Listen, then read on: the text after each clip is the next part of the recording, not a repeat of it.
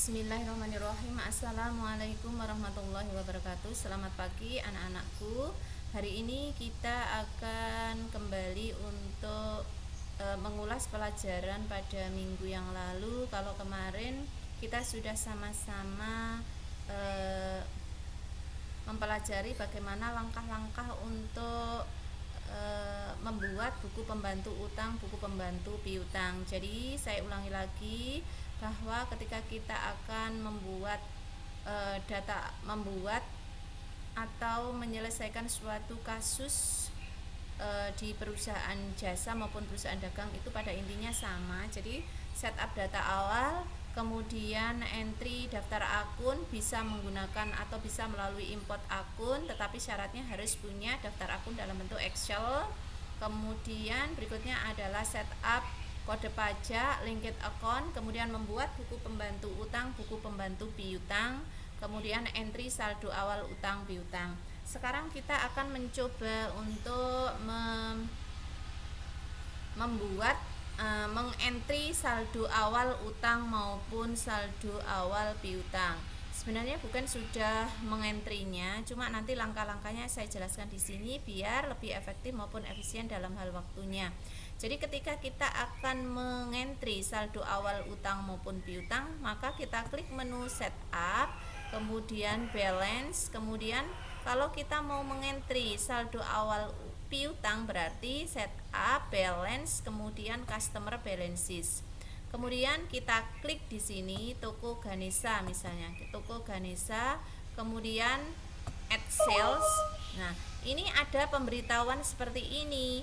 Kenapa? Your total outstanding invoice exceed the balance of your linked receivable account. Jadi ini tidak balance antara buku pembantu utang dengan neraca saldo. Kenapa? Karena di neraca saldo akun utang belum dientrikan sehingga tidak balance ya. Kita abaikan saja. Oke, Ganesha.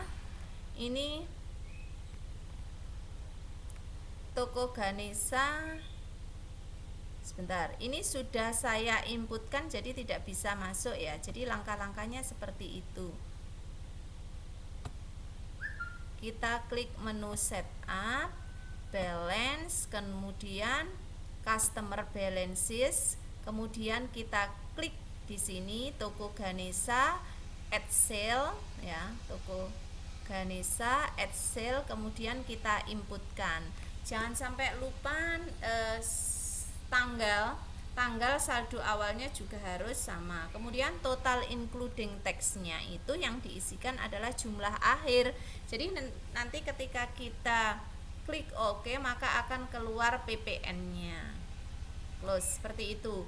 Kemudian ketika kita akan menginput saldo awal piutang juga sama, setup, saldo awal utang setup, kemudian balance, kemudian supplier balances.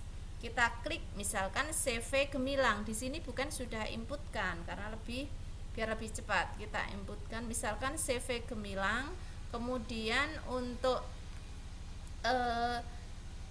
tanggal input saldo awal juga harus diisikan, jangan sampai keliru.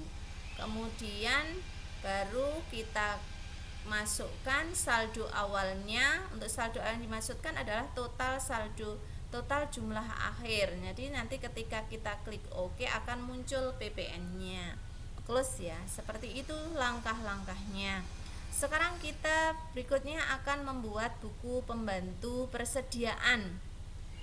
Kartu persediaan berarti kita klik menu cut file, kemudian cut list.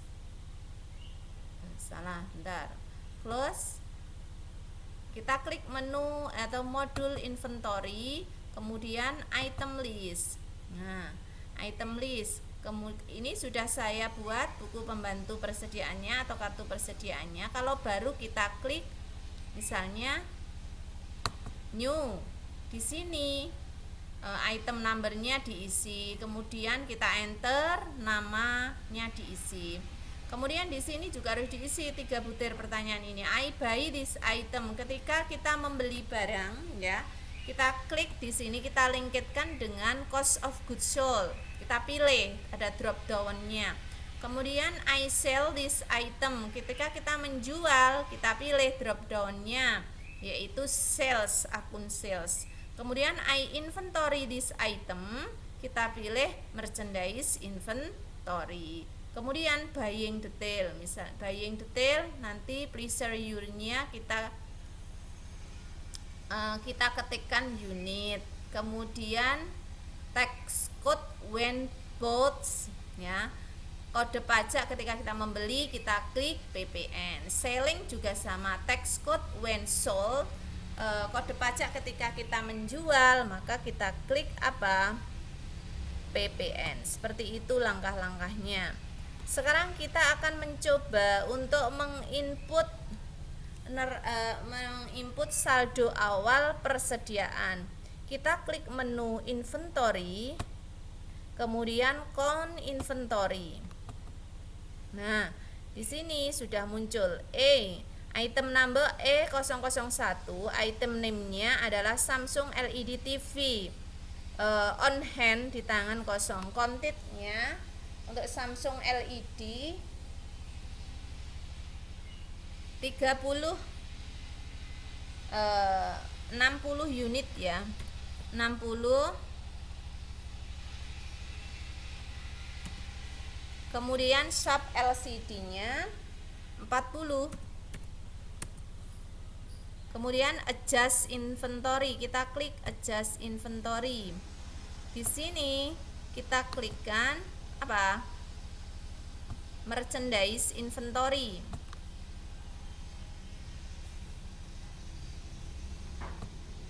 Nah, continue, kita klik continue. Kemudian adjust balance. Nah, ini saldo awalnya tanggal berapa ini? Misalnya kita tulis saja 01/12/2012. Enter. Ini memonya bisa diisi saldo awal gitu ya. Tab. Unit cost-nya, harga per unitnya untuk Samsung 3 juta. Ini kita ganti apa? Merchandise.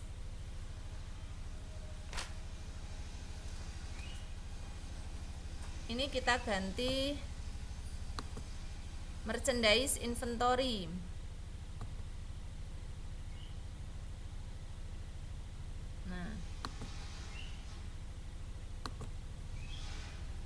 Tab lagi.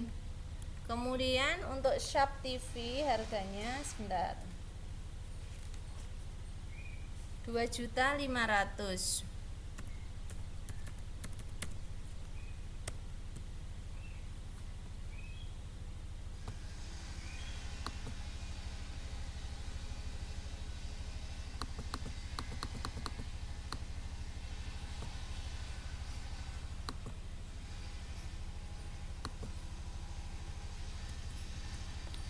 Ctrl R sebelum kita record, ya.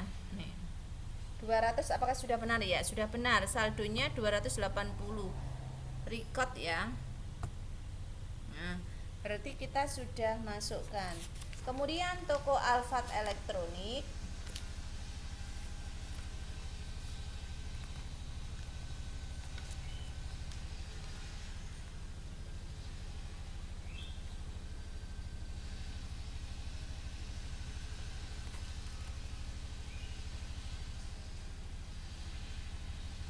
Toko Alfat Elektronik ini di samping menjual barang-barang elektronik juga menerima jasa reparasi. Untuk jasa reparasi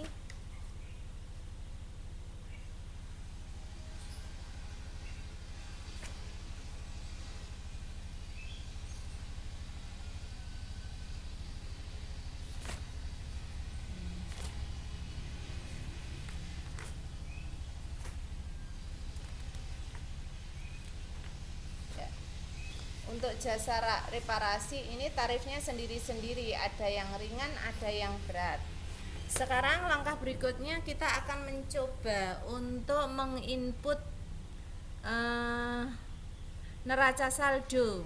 Bagaimana cara menginput neraca saldo? Setup, kita klik menu setup, kemudian balance, kemudian account opening balances. Kita zoom, kita besarkan.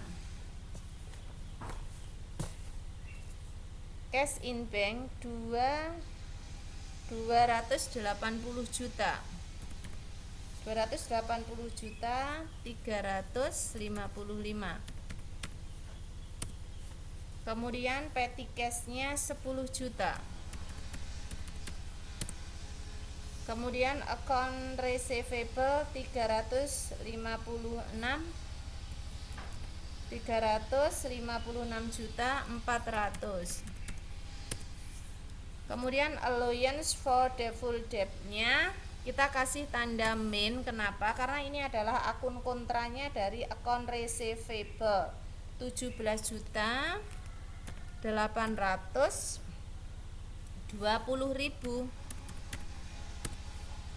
Kemudian merchandise inventory 280 juta. Store supplies 5.200.000. Kemudian prepaid insurance 9 juta. Kemudian prepaid rent, sewa dibayar di muka 15 juta. Prepaid tax 16.500.000. PPN income 0. Kemudian prepaid PPN 0, undeposited funds 0 ya. Kemudian equipment at cost-nya 69 juta 69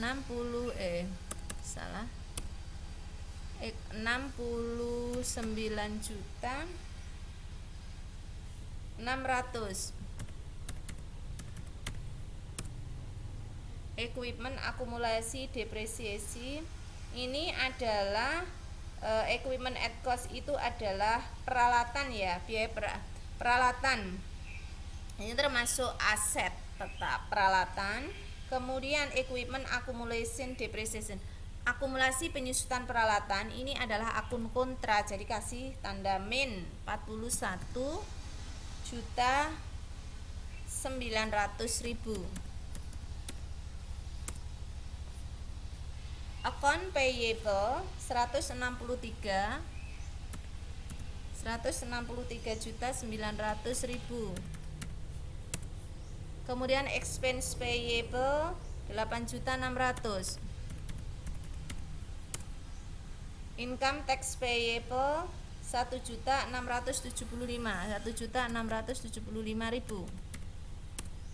Kemudian PPN payable 4.200.000.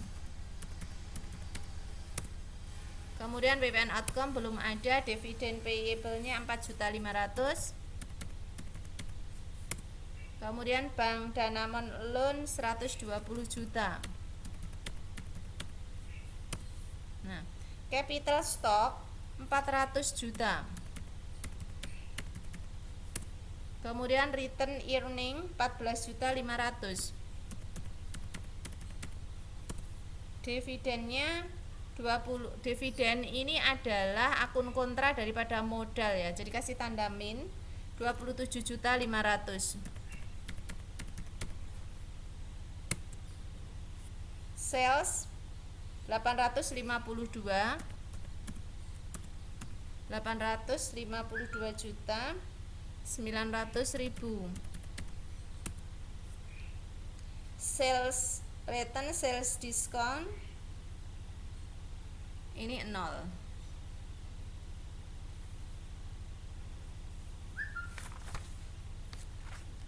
Anak-anak, jadi mungkin cukup sampai sekian terlebih dahulu.